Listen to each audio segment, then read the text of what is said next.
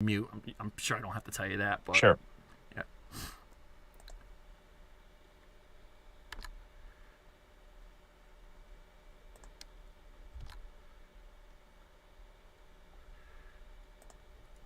All right, ladies and gentlemen of NerdCage Nation, Finn McKenty's in the house. Starting in 5, 4, 3, 2, 1. Wait a minute. Hang on.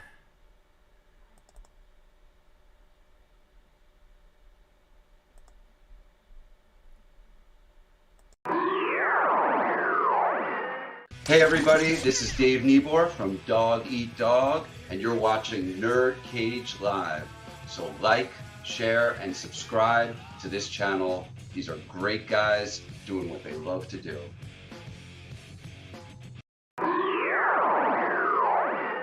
This is Anthony Marquez, better known as Kung Lao for Mortal Kombat. Make sure to like and subscribe to NerdCage Live. Be there. Us.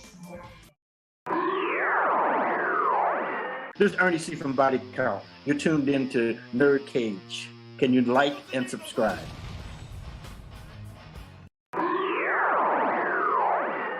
Hi, I'm Leah Montalongo, the OG Sindel. Please like, subscribe to NerdCage Live. Hey guys, it's the original Shao Kahn, Brian Glenn, and I'd like you to subscribe to NerdCage Live.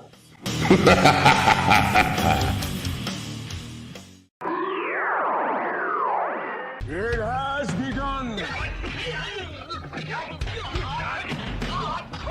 If what you say is true, the Shaolin And the NerdCage could be dangerous.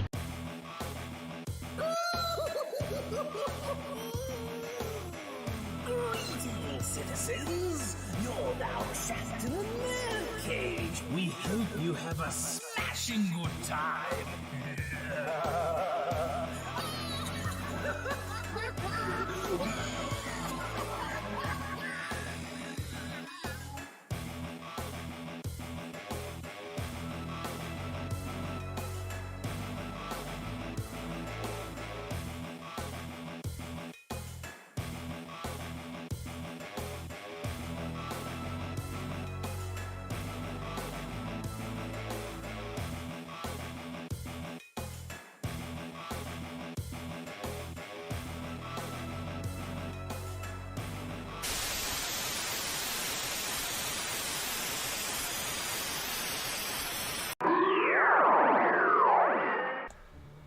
You're now about to witness the strength of geek knowledge. Hello, welcome. That's right. Once again, you are trapped in NerdCage Live. This channel is a celebration of all things pop culture. So if you're new to the channel, please hit that like button and subscribe. I'm your co-host, Jay St. G, certified geek 7 days a week, coming to you live from yours truly, the land of the orange, the land of Tom Cruise, the land of Anthrax, the land of Earth Crisis of Syracuse, New York. And our moderator and troll hammer, Joe FallenOne Gaming, could not make it tonight. He's out saving the world tonight, but don't worry, I'll try to handle all your questions the best I can. But tonight, ladies and gentlemen of NerdCage Nation, please give him a warm welcome. You know him as the punk rock MBA, Finn McKenty. How you doing tonight? I'm a little bit sick, so bear with me if my voice sounds even worse than usual, but other than that, I'm doing well.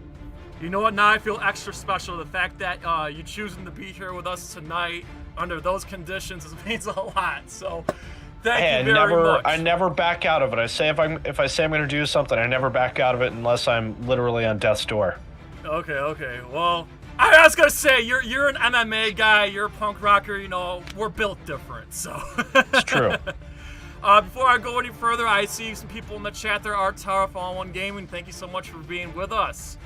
All right. Also, if you haven't already, please get yourself a NerdCage Live T-shirt. Go to our TeePublic. The link in the description. We have awesome shirts like this. It's our top selling shirt. I'm sure you've seen this logo before in your lifetime. And of course, don't tell the RZA, we got this MCU shirt.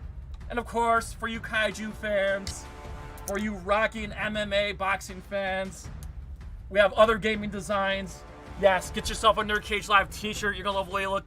I guarantee it. We go from size small all the way to 5XL. So if you're a skinny booty call or a fat fuck, big or small, we love them all. And of course, we do have some upcoming shows. I'm going to blaze through them real quick. Tomorrow over on twitch.tv/NerdCage Live, we'll be finishing up God of War 2. And then on Saturday on Twitch, we're going to be playing Sonic 3 and Knuckles. Tuesday, we'll be playing Gears of War 2. Wednesday, a week from tonight, on YouTube, Heather Heat Hardy comes back to the channel to talk about her upcoming fight on bare knuckle fighting against Christine Faria on May 11th. Be there for that. We're excited to have the Queen of Violence back on our show. Monday, April 22nd, we're going to be talking about the year of 1994 in retro gaming with Tabmuck99 and David L. Craddock. And of course, our MK Legacy watch party on Saturday, May 4th. All right, enough about me blabbing and all that good stuff. Finn McKenty, please, for those who may not be familiar with your work, just explain to NerdCage Nation what it is that you do and how you got started in this business of punk rock YouTubing. I have a YouTube channel where I make videos about bands that you probably liked in high school, like Korn and Linkin Park and The Offspring and Green Day and stuff like that. And I got started in September of 2017, so almost 7 years ago, and here I am. Excellent. Well, it's been really awesome seeing you grow and all that good stuff. And I just want to say, since I'm a Syracuse, New York native, all right, I found your channel a few years back when you did the most informative and excellent video about Earth Crisis. It's one of my best videos. I love that one. Yep, that's how I found you, and then I got hooked. Sorry, my St. Bernard's trying to. Okay, that's how I found you, and I got hooked on your channel ever since. And then I don't really catch your Twitch streams, but I'm subscribed to the Finn McKenty solo channel. Oh, that's the way to go. Just watch the highlights. Yes. By the way, everybody, the links are in the description to Finn McKenty. He's both of his channels, his podcast, his Patreon, his Twitter, his X, all his social media is right here. Links in the description. Please give him a follow. Please subscribe. If you're not, gotta subscribe to this guy, obviously. So please, if you haven't already, please subscribe. Also, real quick, Finn, you before you got into YouTube, I mean, you were a graphic designer. You were a music journalist for a magazine, if I'm not mistaken. Yeah, my career has been I never intended to be a YouTuber at all necessarily. My career has been in product design and marketing. So I went to school for design and ended up switching my major to marketing. So that's what I got a degree in. I first started out in the agency world a very long time ago, kind of weaseled my way into this agency in Seattle where I did some stuff for Nike, Nintendo, and Red Bull, back in the day. And I was wildly unqualified and I didn't do very good work for them. But it got my foot in the door, and and that's sort of what I did ever since. And I also worked at a industrial design and engineering firm that did a lot of stuff for Procter & Gamble, like Tide, Febreze, Swiffer, Balance, a lot of the fabric care stuff. I was a graphic designer and marketer for Abercrombie & Fitch and Hollister for a while. Then I worked at a startup called Creative Live that did online education for creative people, primarily photographers, but also graphic designers and business owners and stuff like that. I started doing YouTube in 2017 just because I wanted to understand the platform as a marketer. I didn't ever intend it to be a big thing. I just thought, well, if I could get a couple thousand subscribers, that would be enough for me to be as a marketer, I understand this platform. And it ended up kind of taking off in a way that I never expected. And I thought, well, I guess I have an audience. I guess I should keep doing it. And 7 years later, I'm still here. Gotta love it. Yeah. Now, obviously, your background is music. I know you played in a number of bands and whatnot. I know I think you're originally from Cleveland, if I'm not mistaken. I'm from Seattle. I lived in Cleveland for a while, but I'm from Seattle. Okay, so you are from. Okay. So what was the band or the moment you decided that when you wanted to become a musician, and what was the band that got you into punk rock? Suicidal Tendencies. I saw that on MTV, and I think it was like 1990 or something. Yeah.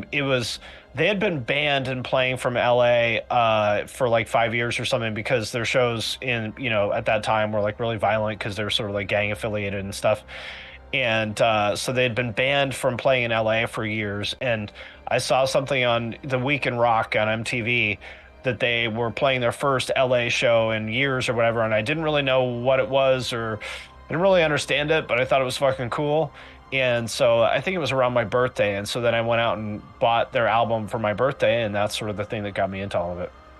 And did that eventually also lead you to the hardcore scene, New York hardcore scene as well? Like, did that kind of was your gateway there?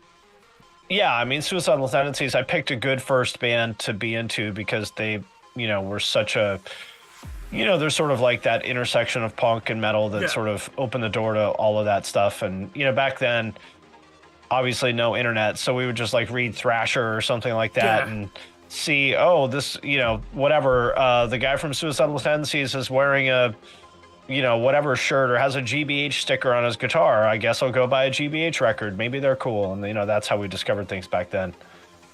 Yeah, also, so I've seen Suicidal a couple times. I'm a diehard fan as well. And the thing that blows my mind is, and I can put Biohazard in the same categories that they're a veteran band, but if you want to talk about performance alone, like where the fuck like Suicidal has that energy to perform at that high level for so long on stage at like a maximum level, it's mind blowing. It's like, I mean, it's one thing to be able to play an instrument, but it's another thing to be able to perform and just move around stage like a madman. And like Mike from Suicidal is just.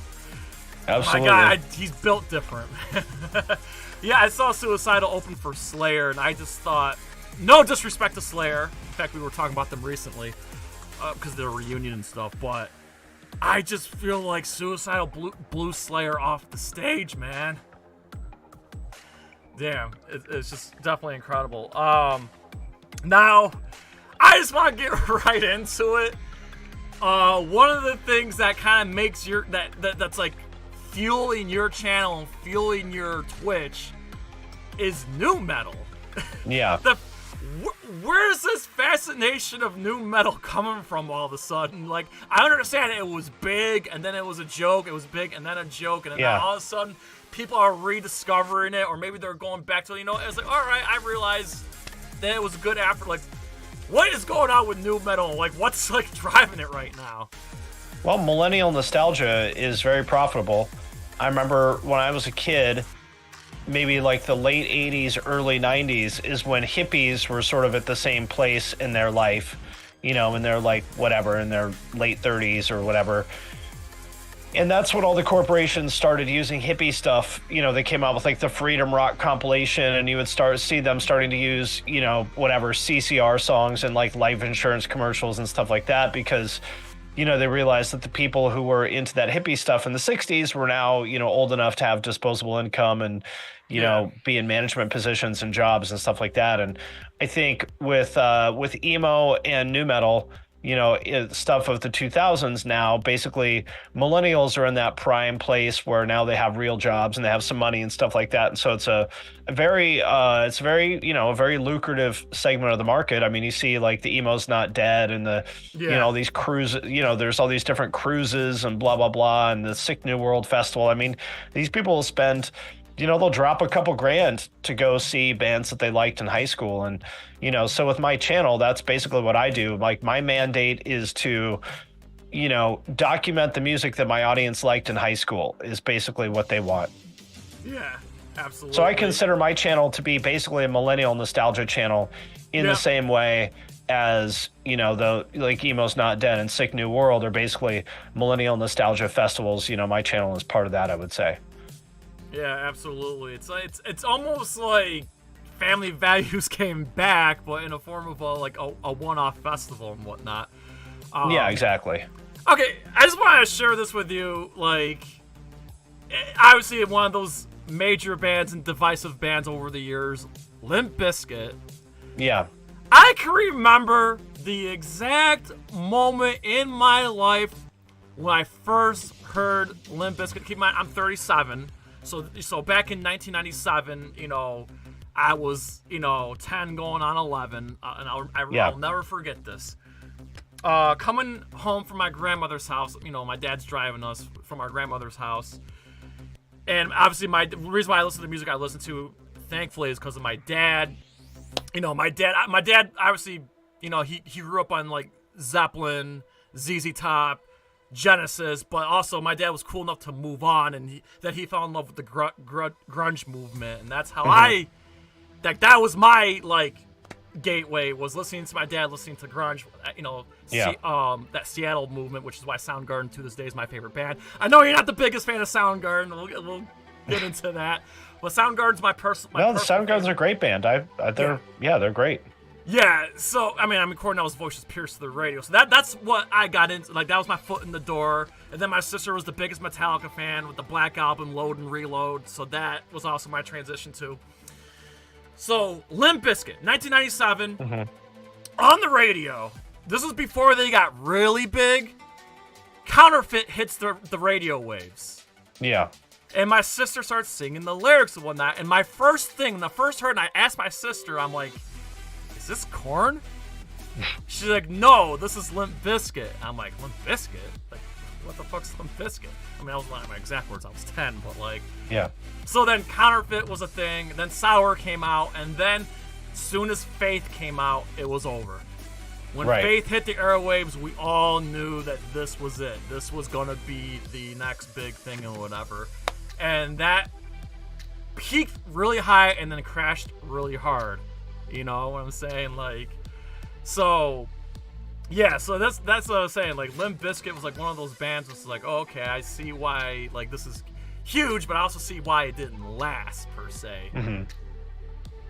Also, what blows my mind, too, and you talked about in one of your videos, I'm surprised, looking back, that Black Light Burns didn't take off like I thought it was going to when that first dropped.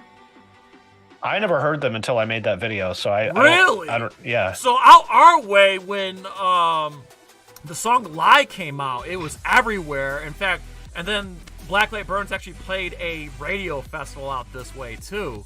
I thought for sure like they were going to be like the next industrial, like they were the next Ministry and Nine Inch Nails. I thought for sure.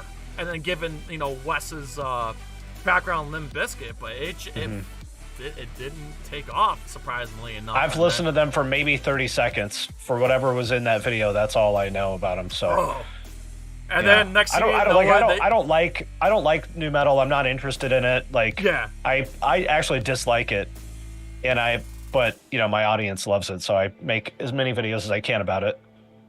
Yeah, I mean, to me, to this day, I still like Korn. I still like. All right, this is enough. Deftones. Now, keep in mind, I've liked Deftones since Around the Fur came out and whatnot. So, seeing this second coming of Deftones is actually kind of mind blowing, but it's kind of cool at the same time. But, but that was those were the two, my favorite. And then System of a Down came out. And that was everything for a minute, and then, but. Obviously, new metal was never my favorite. Actually, grunge was kind of my favorite for a while. But as I got older, to this day, the more I appreciate hardcore, more Madball, Agnostic Front, Cro-Mags. The older I get, the more I don't know. I like that more now than I did when I was younger, and I kind of like that metal movement a little less. Even though I still like, but I like it a little less now. And for the record. My gateway drug into hardcore was actually Biohazard. And my gateway drug into Biohazard was Oz on HBO. Mm-hmm. And because, kids at school would talk about it, and I just remember seeing this show, I don't think my mom would want me watching this and this and that. And then Evan Seinfeld was on TV, not just on Oz, but he was on TV all the fucking time. And then that's when I discovered Biohazard, and then Biohazard, like I said, was my gateway drug into Madball and all that New York City movement stuff. Mm-hmm. So that's how I got into it. I mean, we all have different ways of getting into that genre of music. So Right. Yeah. Oh, sorry, just a couple people in the chat here. Fist Unit, Jojo B, thanks for being here tonight. But Finn, I just one thing I want to do as well. We'll get back to music in a second, but one thing that we, like I said, that we love on NerdCage Live is we definitely like to talk movies and games and whatnot. So to get to know that side of you that we may not see on like your platform as much. Yeah. I want to know what some of your favorite movies are, what some of your favorite video games are, if any. So, sure. Well, as far as movies go, my favorite genre is probably not going to be popular with your audience, but my favorite genre by far is romantic comedies, which they unfortunately don't really make anymore. My favorite movie of all time is Forgetting Sarah Marshall. Yes. But really, any 2000s, like any of those like Katherine Heigl movies about like wedding comedies, I love. Like 27 Dresses was great. Mm-hmm. 13 Going on 30, like any of those like 2000s rom-coms, I love all those. That's my favorite genre. How to Lose a Guy in 10 Dates is great. What Women Want is great. That's the best. I wish they made movies like that again. Never know. I mean, that could come back. I know, like, Kevin Smith's talking about doing some, like, sequel stuff. Yeah, but he's going to make some edgy stoner shit, and I fucking hate stoner stuff so much. I hate it. Yeah, no, I get it. I don't like edgy shit at all. I don't like anything edgy. Dude, I totally hear you there. And, obviously, for the record, I am a straight edge, too, so I totally get it. Yeah, I've never been like the biggest like rom-com person, but I'll put it to you this way: they make good date nights, especially. Yeah, that's the thing. It's like if I want to like win the woman over or have a good night with the woman, and she wants to watch a rom-com, I'm not gonna say no. Now, is it something I go out of my way to watch? Hell no. But if a date or a woman wants to have a night in or a night out to go see something like that, I ain't gonna say no, and I can enjoy stuff like that. Do I have a favorite rom-com? I can't really think of anything off the top of my head. I mean, you just named a few good ones there. I guess going old school, I do like. I kind of have a soft spot for When Harry Met Sally. I think that's good storytelling right there. Yeah, I mean, there are plenty of good ones out there. And the funny thing is, too, to kind of, like, segue into what you do, also, some of these rom-coms that you talk about had, like, brilliant goddamn soundtracks. Yeah, I don't really remember any of them. I'm sure that's true. I don't really ever... Yeah. I never really paid attention to movie soundtracks, so I couldn't say, but I'm sure that's true.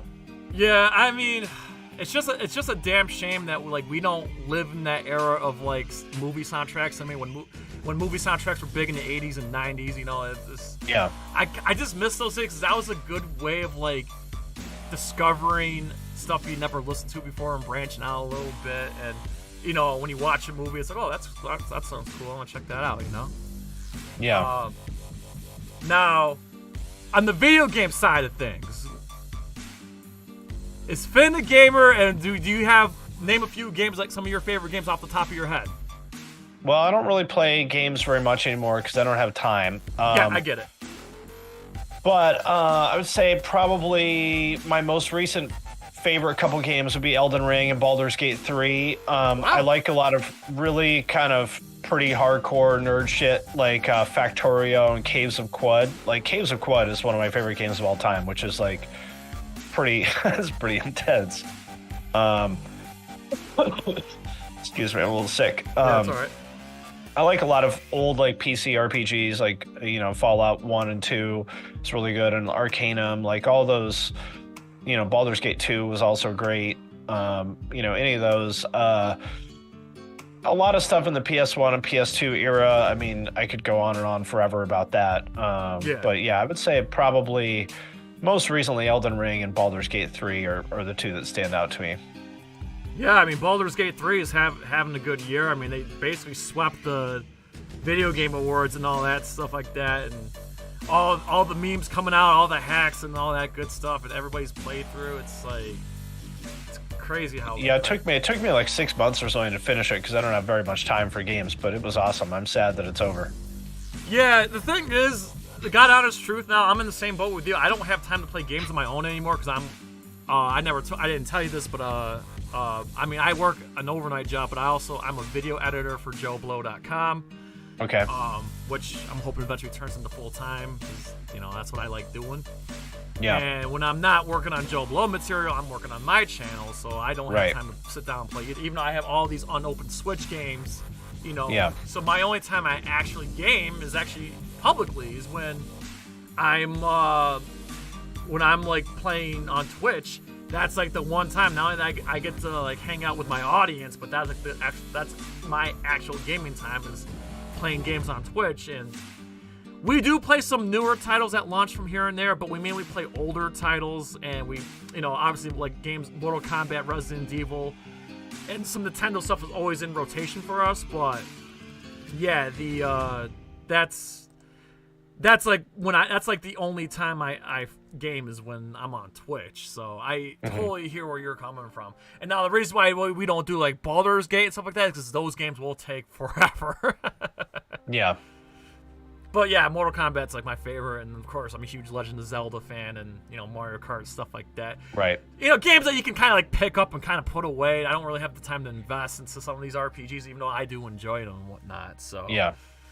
Yes. All right, now, Finn, I know another thing. I've seen some of your other appearances on other channels and whatnot. I understand you're also a huge MMA guy, and you're also you take up jiu-jitsu.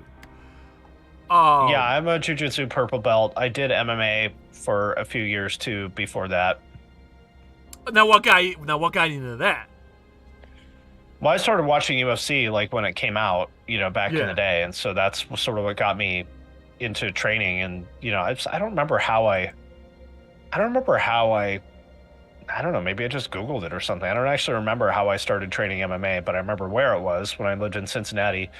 So I trained there pretty seriously, during the height of kind of the regional MMA scene at the time. I would say the Midwest and Southern California had like the strongest regional MMA scenes in the mid 2000s, back when, like Rich Franklin and Miletich and stuff were like at the top of the food chain back then. And so I was training there at that time. And then I stopped doing MMA because it's a little too intense, for what I wanted to do. And then just started doing jiu-jitsu and got my purple belt a couple years ago. Yeah. Now, do you have like any like number of fighters that like some of your favorite fighters, current or retired, either or? Gosh, current. I feel like not that excited about a lot of people in the current era. I don't know why. It just feels like we're in a little bit of a low point now, which that happens. Yeah. It's like there's always, it comes in ebbs and flows. But I would say probably my favorite era of MMA in general was kind of towards the peak of Pride. I would say around like 2003 to 2006 or so. Yeah. Was pretty amazing. Like all the Grand Prix. Pride Bushido was probably my favorite show. Nice. Which was their 155 show, back when let's see, that was like the peak of Gomi, like Takanori Gomi's kind of reign, back when he was like the top dog. That was a really cool era. And then there was what was the K1 K1 Max at that time too, when like Buakaw and Kraus and Masato and all those guys were like on top. I loved that era. I miss like that era of MMA. To me was like the best. And then after that in the UFC was sort of the Anderson GSP kind of era, which I thought was really fun too. Yeah, also real quick, Toku Punk Productions, I see you in the chat. I just want to say right now, he was excited for the show. He just wanted to say, I love Papa Finn, what's up? I've been a fan since 2020, and this is one of the greatest crossovers ever. Thank you for that. Yeah, absolutely. It's nice to see support from both sides. So I'm not gonna lie to you, I'm not really an MMA person. I'm more of I'm a huge boxing fan, which is why we're excited about having Heather Hardy on our show next week. She's been on our show once already. And there's other boxers I'm not gonna publicly say right now, but there's other boxers behind the scenes I'm talking to right now. I'm a very casual boxing fan. Yeah. Very casual. That's fine. It's just it's a little boring to me, to be honest. I understand. You see, that's kind of how I feel about MMA, just a little bit. Don't come at me, but like, I think what it is, it's like the grappling of MMA. It's a little much for me. But when we get some of these strikers and whatnot, it's a little bit more exciting. But the reason why I'm kind of dipping my toes a little bit into MMA now, because my roommate is an MMA guy, and of course me being a boxing fan, some of these crossover fights that we've gotten in recent years, when McGregor fought Mayweather. And recently, Francis Ngannou fought Tyson Fury and fought Anthony I think those Joshua. are kind of dumb, because it's like, of course an MMA fighter is going to get smoked in boxing, of course, and vice versa. It's like, these are different sports, and obviously they have some crossover, but they're different sports. I mean, they're good for marketing, but I don't really find them that interesting, because of course it's not going to be competitive. Well, here's the thing. Going back to like when I just mentioned McGregor Mayweather, like, I mean, I knew what Mayweather was going to do. He did exactly what I thought he was going to do, which was tire him down and put him away. But I'll say this about McGregor. And was also like, 40 or something at the time, right? Yes. But the thing that impressed me with McGregor was that I thought he fought a lot better than I anticipated. I think if Floyd wanted to put him away in round 1, he could have. True, but I didn't think he was going to make it all the way to round 10. I thought for sure round 4 it was over. I think Floyd was carrying that fight a bit. Yeah. And then going to just a few months back, I thought, and then I'm a boxing guy, I thought Francis Ngannou beat Fury. I really, in my heart, believe I thought so too. You know more about Fury than I do. Like I said, I'm just a casual Fury with fan. A passion, by the way. He seems like kind of an off-putting guy, but it seems to me like, number one, from what I heard, it seems like maybe he didn't take that fight as seriously as he should have. Yes.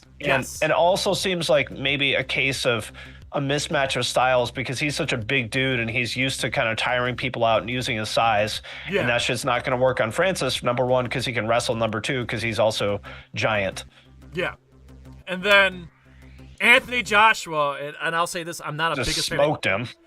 Yes. I'm not the biggest Anthony Joshua fan for other reasons, but I will say that I'm really impressed with him right now.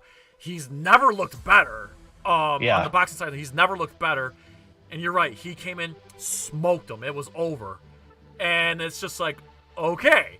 So, but at the same time, I will give Francis credit, because Anthony Joshua, like, is arguably right now, this version of Anthony Joshua may be the best heavyweight in boxing right now. Yeah, no shame in getting smoked by this version of Anthony Joshua. Yeah. And then, if you get into the ring with him and take one punch from him, you got my respect. Exactly. I feel the same way. And also, I just also want to mention, Heather Holm, Holly Holm, who, she went from boxing to MMA, and she won a belt in MMA. Clarissa Shields, who's the best female boxer. She's doing MMA. She's winning, too. To be fair, the women's MMA talent pool is not the deepest, so yeah, I think but that's it's probably so impressive how, and of course Heather Hardy, she won the MMA, won a couple. She won one, I think, but she lost the other. But still, it's just so part of me is kind of gleeful that to see any boxer do well in MMA, put a smile on my face. It's like, see, we can come. I have no like allegiance to any sport. As long as it's a good fight, I don't really. Yeah. I don't care. But I'm sure you know this. There's a lot of boxing people and boxing fans that they hold boxing to such a high regard. They don't want to see any boxer lose to someone from MMA. So right. I think it's kind of like an underlying rivalry between two different combat sports, I guess.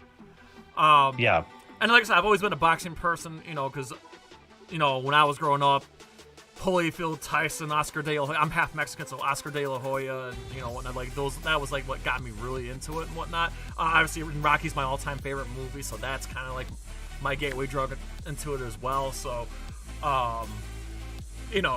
So that's why I've always been a boxing person, and that's why like I think boxing is in a really good position right now. I know there was a low point when like Klitschko, the brothers were running the division for a great 10, 15 years, and now we're in this new era of boxing, and not just in the heavyweight division, but in the lightweight and in the welterweights and middleweights. Like, we have all these fantastic fighters and whatnot. Now, it's just, I think boxing's in a great position right now. Even though I will admit it's not nowhere near where UFC is right now, but I think boxing's in its best it's been in years, honestly, in terms of popularity and in fights. And is some of these crossover fights helping? Maybe. And as much as I can't stand the Jake and Logan Paul, they're bringing fans to the sport as well, even though I don't like what they do and who they are, but at least they're bringing fans into the sport as well. So, it's just, my opinion on that regard there. Sorry, I feel like I'm running a marathon. So one thing I kind of want to do before, the bar's closing pretty soon, guys. So if you guys have any questions for Finn, this is your chance. Any questions for Finn, I will try to handle them the best I can. So the bar's closing, guys. Everybody get your questions in while you still can. But I want to play a little game, Finn. Okay. And this was what I was kind of like chopping at the bit to do. I just want to throw you, and then I want the chat to participate too. I just want to throw a band name out there. Any band from any genre of music, any band, any musician. I'll probably stick to bands that I like and that I know. And I just want you just to give like an opinion, your thoughts, whether if you like them, dislike them, an opinion, whatever. So, I probably won't have very many strong opinions, but go for it. Liar. All right. I do not have strong opinions about music. I don't really listen to music. I'm not that interested in it. It's just something I talk about on YouTube. But you're so good at it, though. All right. But, all right, I'm going to throw Life of Agony. Love them. Great band. Yes. Definitely a great era and a great slice of Brooklyn metal right there. And shout out to our friend Joey Z, who's been on our channel before. Here we go. I got a question from the chat here from Tokupung. He's asking, why is metal so cringe? Because, well, the actual reason for this is there's a study, you can look this up, it's called something along the lines of cognitive styles are linked to musical preferences. You can look this up on PubMed, and basically what it says is that there is a link between people who have what they call a type S cognitive style, which is sort of systems thinking. You could think of that, broadly speaking, as sort of the autistic mindset. There's basically a link between autism and metal. And so I think if you look at the reason why metal culture is the way it is, I think it is a combination of autism, trauma response, and personality disorders. Because you think people don't get into metal because everything is great and normal in their life, right? You don't get into Hatebreed or Cannibal Corpse or whatever because your life is great as a teenager. So I think it's and then there's the tendency, with like hyperfixation and stuff like that, and sort of this extreme interest in like very high stimulation technical music. That's basically, they're using this kind of music as a form of stimming, which relates to like autism. So I think that explains that combination of things explains a lot about why metal is the way it is. That combination of autism, trauma response, and personality disorders. Very well said. Never actually thought of it that way before. But you say you're joking. Okay, sorry. I'm just reading the chat here.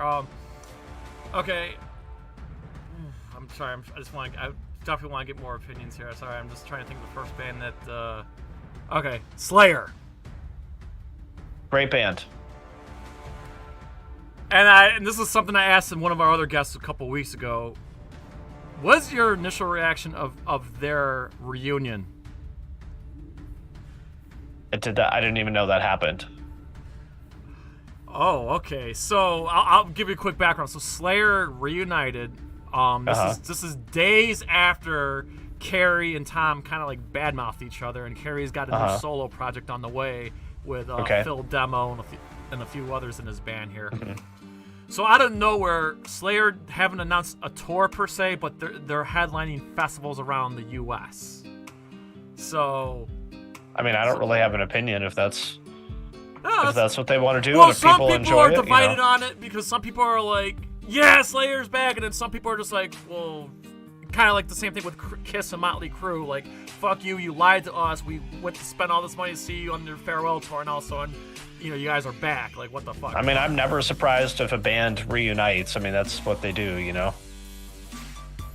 Yeah. Okay, now that I just mentioned, I definitely want to hear Motley Crue. Yeah, Motley Crue has some good songs. Yeah, I'm a diehard fan. That's like one of the only, I don't even know if I would consider them hair metal, but I guess they're kind of lumped into that category. But I was always, I'm not a fan of what's going on with them right now. I didn't like how they kicked Mick Mars off the door personally. That's just how I feel. But I always love Motley Crue, which leads me to, I know you've talked about it before, Method of Mayhem. I mean, honestly, it's better than it could be a lot worse. Yeah. I mean, it's not. Yeah, I mean, it's goofy, but it could be a lot That's worse. Just It's it. like I have actually a soft spot for Methods of Mayhem. I know some of the songs are quote unquote terrible, but I guess anything that Tommy Lee has done outside of Motley Crue, I actually don't dislike. I just don't take it serious. Like, I actually. Yeah, I just think Methods of Mayhem is enjoyable if you just don't take it seriously, and it's just, I think musically speaking, I mean, I think Tommy Lee is a lot more talented than people think. Not just as a drummer, he's one of my top 5 favorite drummers. Not just as a drummer, but as a musician, That's how I always felt anyway. Let me see here. The Union Underground. I don't know who that is. I think I've heard their name, but I don't. Okay, they're kind of like one of those new metal bands that came and went. Bands, right? Yeah, they're one of those new metal bands that came and went. Snot. I never really cared about them. I remember them existing, but I never really cared about them. Yeah. Ruheria. They're hilarious. I think they were hilarious. Shout out to Dino. Dino's the man. I love Fear Factory. Okay, I got your opinion. How you feeling about Fear Factory and the new singer? I mean, I haven't heard it. I don't know. Don't get me wrong. The new singer's really impressive. I'm just one of those people that throw a bitch fit that, like, I don't. When a band breaks up or someone leaves a band, I get upset. Like my parents getting divorced. Or maybe I've heard it. I don't know. I just don't have a lot of like. Yeah. I don't really have emotional attachment to music the way that a lot of people do. So it's like I don't really have opinions about these things. You know what I mean? Yeah. Oh, we got 3 here. I got 3 bands here from the chat here. Sum 41. Yeah, they're good. I like Sum 41.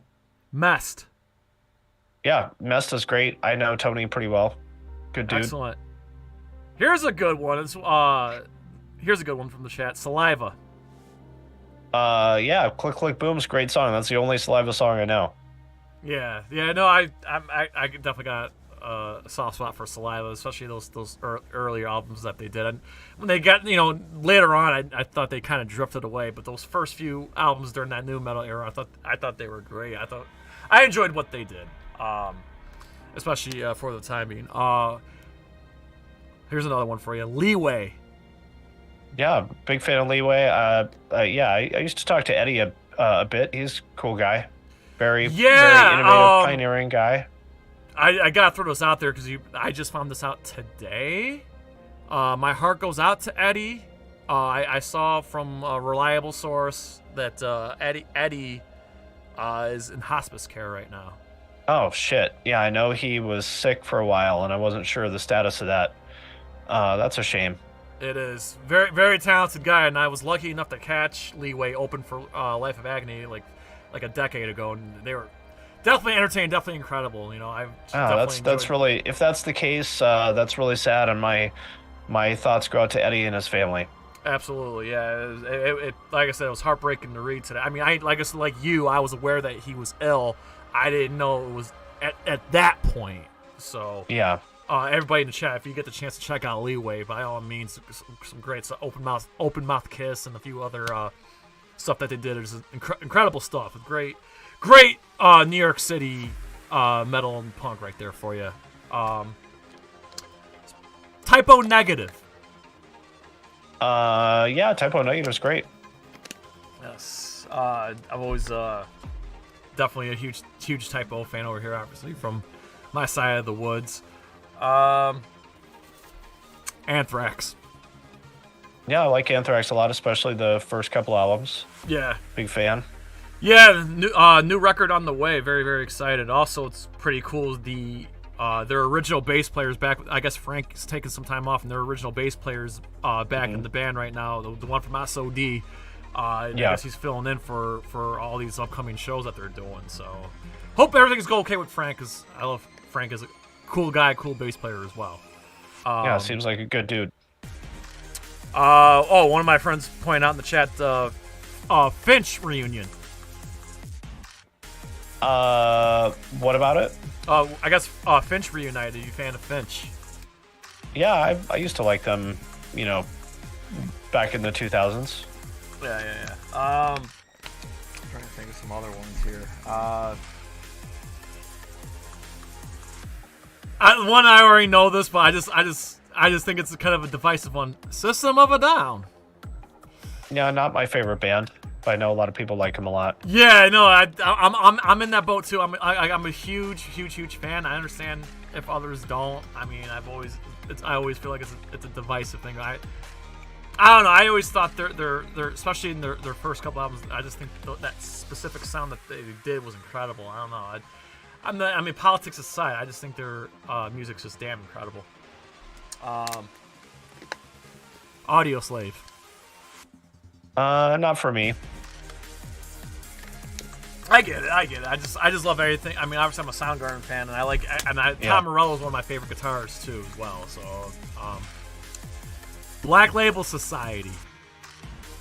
I saw them. I was never really paid that much attention to their music. Mm-hmm. I saw them at NAMM, I think in 2014 or something, and I was side stage because I am friends with someone that works with them, and I was like standing right next to Zach, and my God, like I don't really enjoy watching bands, and I don't really care that much about live music and stuff, but holy fuck, like he has absolute fucking magic in his hands.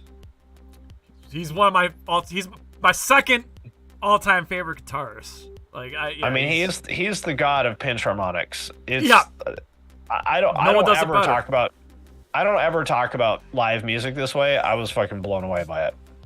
Also, me and my co-host, we were lucky enough to catch the Pantera reunion, if you want to call it that, in Syracuse. And no one better out there playing Dimebag's parts than Zakk Wylde. Yeah, he's pretty much the only person that, I mean, there's nobody that could take Dimebag's place, but Zakk is the closest thing. Exactly. There's no replacing, but Zakk plays those songs with justice. And same with Charlie from Anthrax, incredible drummer. I mean, a lot of people may not, I'm sure most people, I mean, he's the driving force behind Anthrax. He not only plays the drums, but he writes the riffs and everything. Like, I think he plays a lot of the guitars on the albums too, if I'm not mistaken. Yeah. Charlie's one cool dude. I just want to get this in because I know I'm running out of time, but I actually did want to bring something up to you, and I know because you lived in Cleveland at one point, but one thing I always found frustrating, and this is where Cleveland comes into play. And I gotta ask this before we wrap this up. Finn McKenty, the Rock and Roll Hall of Fame. Mm-hmm. I have my gripes with Rock and Roll Hall of Fame because, now I have no problem with them letting in, Tupac, Dolly Parton, NWA. I'm just trying to think of like musicians that are like not rock and roll or not metal, like in there. I'm not bothered by that. Madonna, whatever. I guess I'm bothered that they're letting all these other non-rock and roll musicians in who before other bands who are more qualified and are waiting to get in. You know what I'm saying? Like, I have no problem with these people getting in. I have a problem with them getting before XYZ, them getting in before Soundgarden, them getting in before, obviously Rush got in. I'm not a Rush fan, but I'm just throwing that as an example. I mean, Rush took a while to get in, but they got in. But they're letting everybody in before some people who are more qualified. Korn's eligible. Like, it's time for Korn to get in. Like, I don't know how you feel about that. Does that frustrate you, or do you just not care, or do you know why it is? I don't know. I just wanted to get your. I mean, I don't really care about award ceremonies and all that kind of thing, but Dolly Parton is fantastic, and I like her music a lot, but I don't really see why she would be in the Rock and Roll Hall of Fame since she doesn't play rock and roll. Yeah. So that sort of doesn't make sense to me. I guess probably they think it's more, that it's more marketable to just have it be the Music Hall of Fame. Yeah. I would guess. That'd probably be the better name at this point, because it's just like, yeah. But I've been there before. Definitely cool if you're ever in Cleveland. It's like one of the cool places to go to in Cleveland and whatnot. So, yeah, I've been there once, and I'm glad I went there. But I would just like to see, now that I'm at that age, God, I feel old.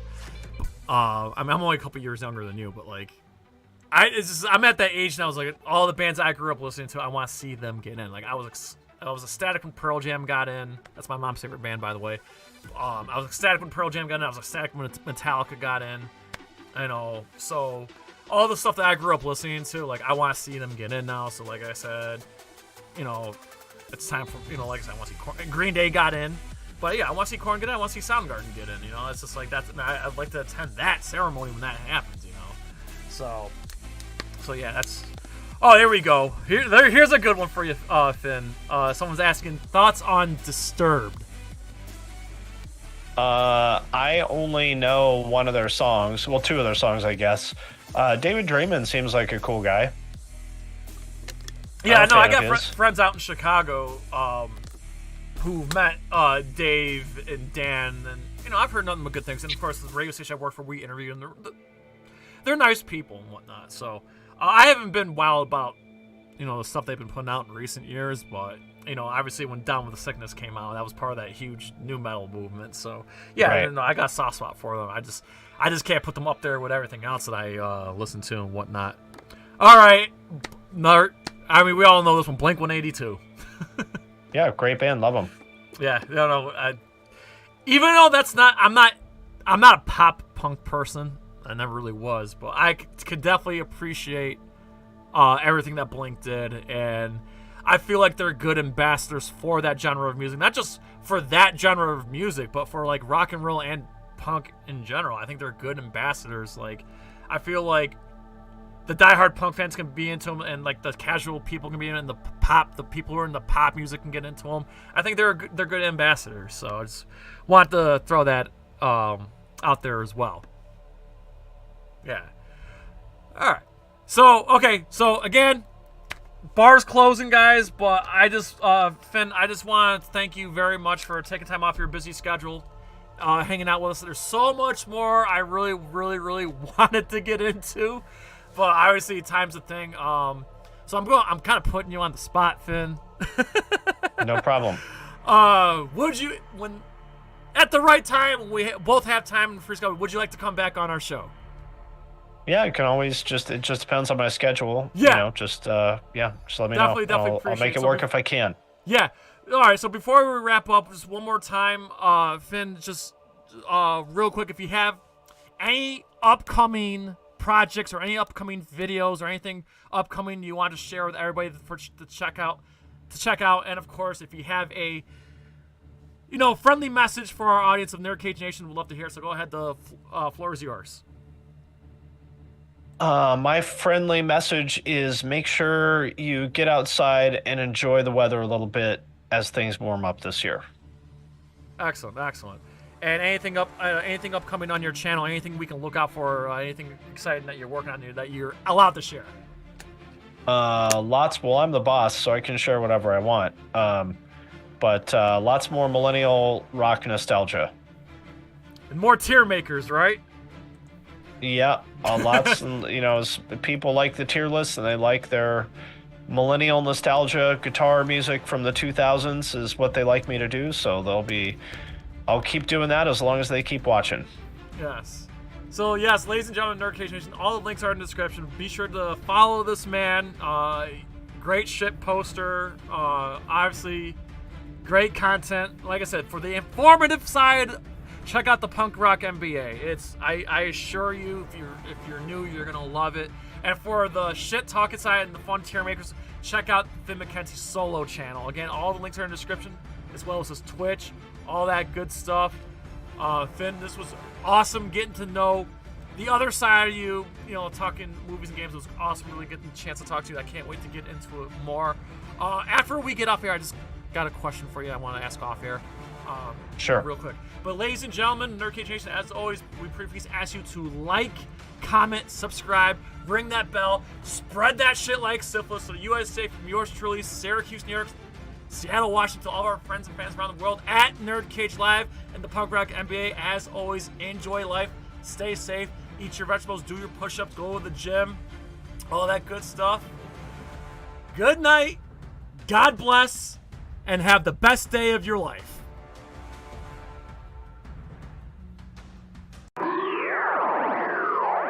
NerdCage Live and gaming are a perfect match.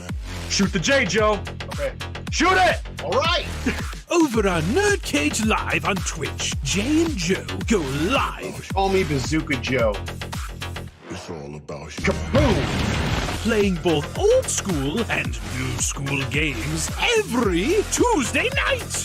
Ooh, what a sight! Jay, stop looking at her face and run. But she's so beautiful. So be sure to follow NerdCage Live on Twitch. Run for your life, Joe. Run for your life, Joe. Running. Run faster. Oh no, Joe. The galaxy's doomed because of you. To scratch your gaming itch. Oh, nice kick, Joe. Thank you. Yo, that's diabolical. Wait. Yo! That's twitch.tv/NerdCage Live.